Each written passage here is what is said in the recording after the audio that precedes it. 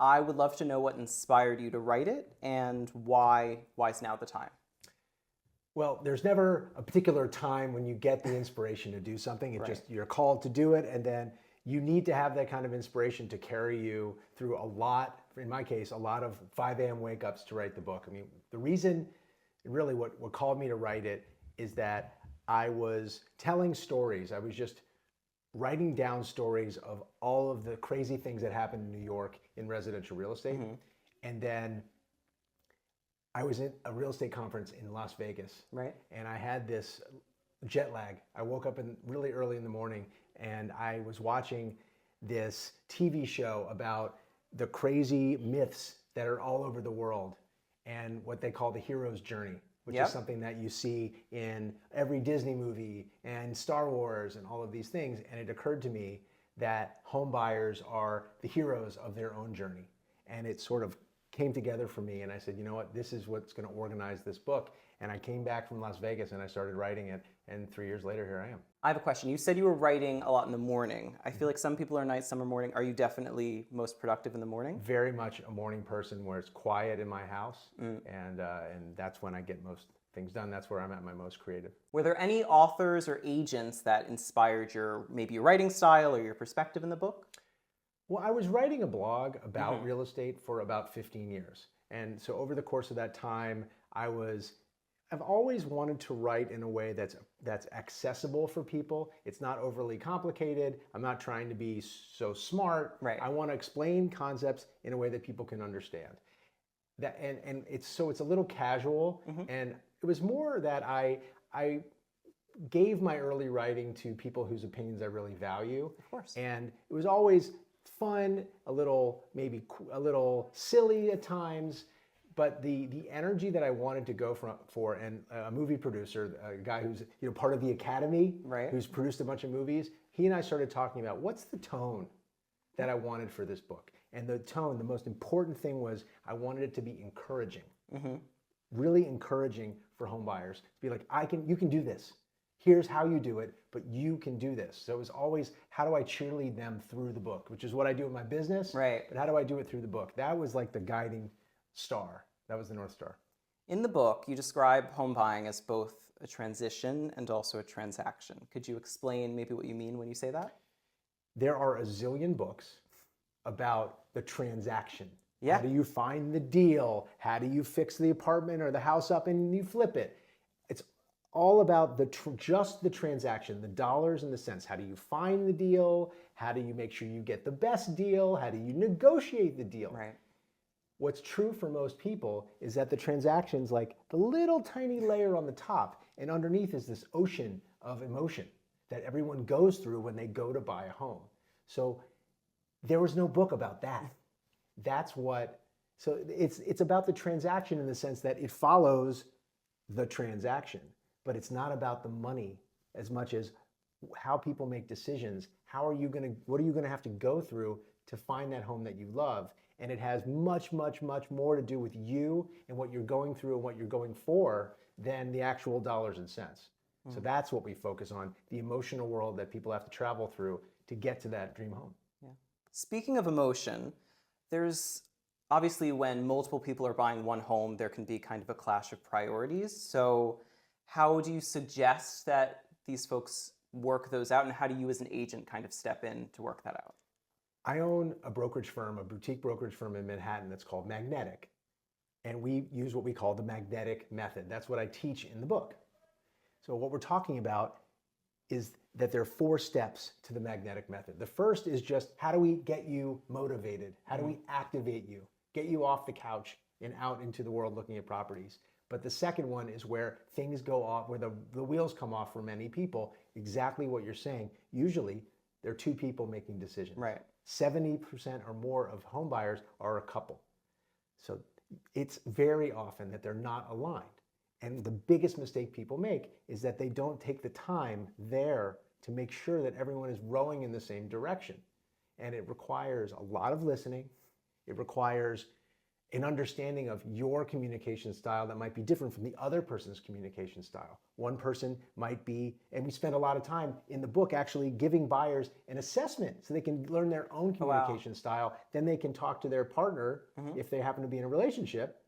And so they'd say, okay, you're more data driven, I'm more emotional. How do we circle that? How do we put those together? And you have to have an agent that can speak both of your languages. So then I go through, how do you actually find an agent where you both feel that they see you and they hear you, they really understand what you're going for, and then can speak language that so that both of you are getting what you need so you can both be comfortable. That is so important because then you can focus on what you love. Right. And you're not focused on how frustrated you are, that you're not getting things in, because you can't exactly articulate what is wrong. You just know that you're not getting what you need.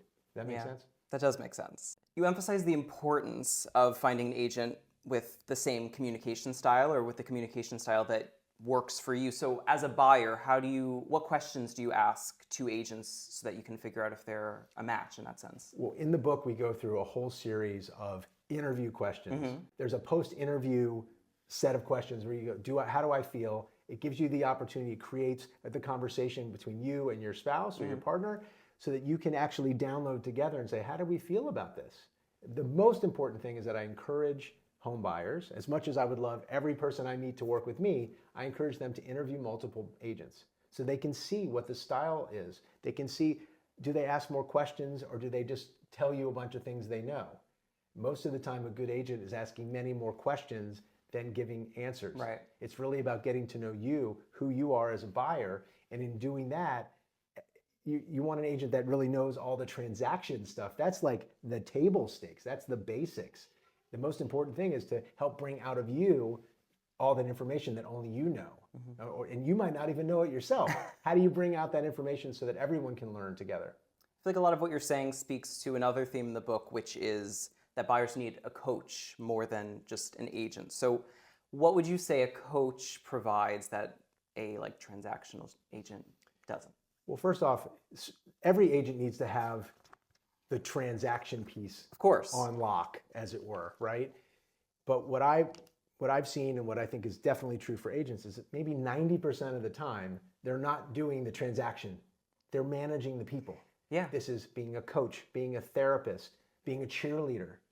It's all of those things that are going to keep things moving forward because there are lots of ups and downs when you go to buy a home. You're going to find something you love, then you're going to get outbid, or you're going to make a mistake, or so many things can go wrong, and I outline all of them in the book. So it's really about having that person who can wear the right hat at the right time. Because if you wear your cheerleader hat when you really have to just give some information, that's not going to work. Yeah. But if you are focused on the transaction when you really just need to care about the person, that's a real problem because people just feel like you don't care about them. You're just worried about the deal. And that's what real estate agents, that's the reputation they have. They just want to get the deal done. And when somebody feels that way, they've lost trust. And then the chances that you find a home that you love then are much, much lower. And that's why over 50% of people, when they're polled after they buy a home, have buyer's remorse. Wow. Because they're not in a safe space where they can really explore. They're just fighting for their lives almost. Are they in a rush? Are agents in a rush? No, are buyers in a rush? The biggest thing about the book, the most, if there's any takeaway that I would leave someone with who's just watching this, is I want buyers to be prepared. Take the time to be prepared for this because it is a big journey. It offers much more in the way of learning about yourself than anyone realizes. People spend more time planning their weekend vacation than they do choosing an agent and setting out on what is one of the most important decisions they're going to make. Right. So for buyers outside of New York City, how would you say your lessons and stories in the book apply? Perfect question. The way I describe it is that most of New York, everything that happens in New York is sort of life on steroids. Yeah. And the stories in the book are really they're exaggerated. Yeah. The drama is bigger. That's why we have TV shows about real estate, even though most reality real estate TV is not real whatsoever. It's very canned. Do you have a guilty pleasure favorite one, or you just can't watch it? I do not watch it.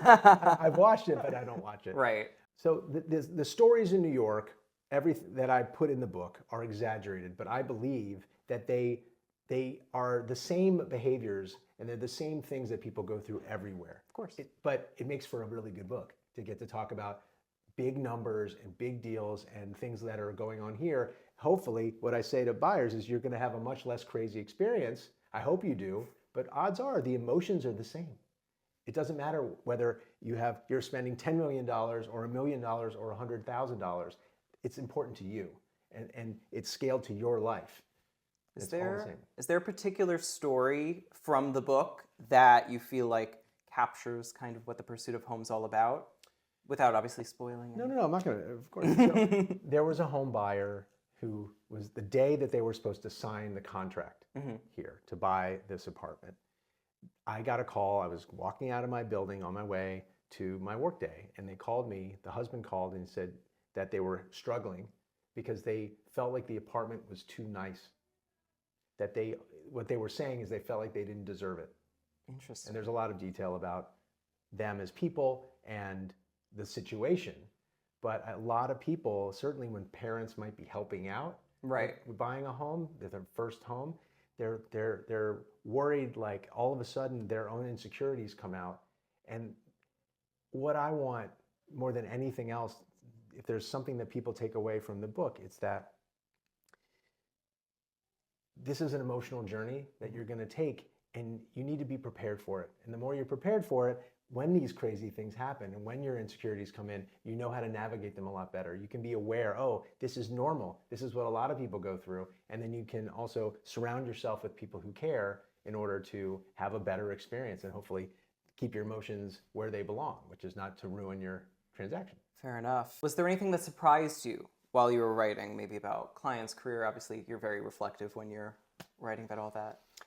I think the biggest surprise is how you finish something when you're writing it, and then you put it on the shelf and you work on another aspect of the book business, like getting your agent and getting your publisher and things like that.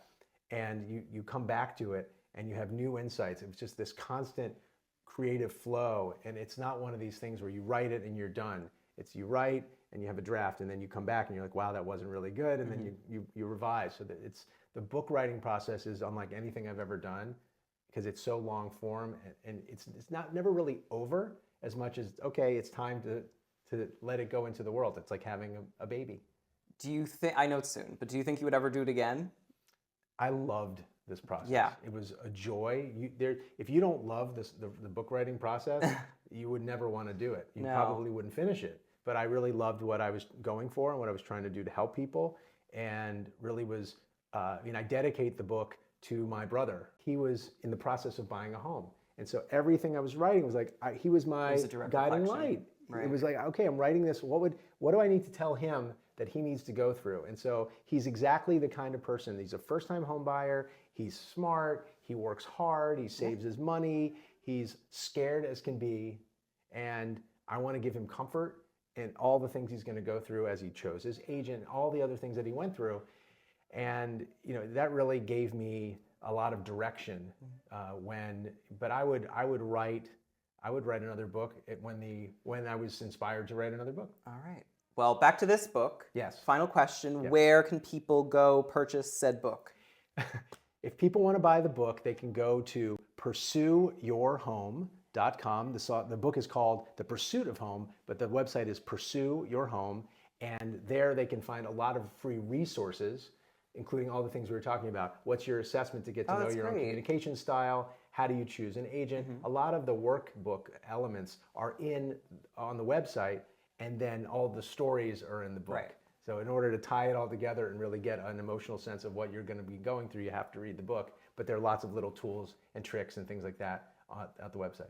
All right. Well, thank you. And also, yes, continue. You can also buy the book wherever you look for books. So if you're on Amazon or Barnes & Noble or whatever website you shop for your books or ebooks, you'll find the book there. Perfect. All right. Thank you for coming on. Thank you.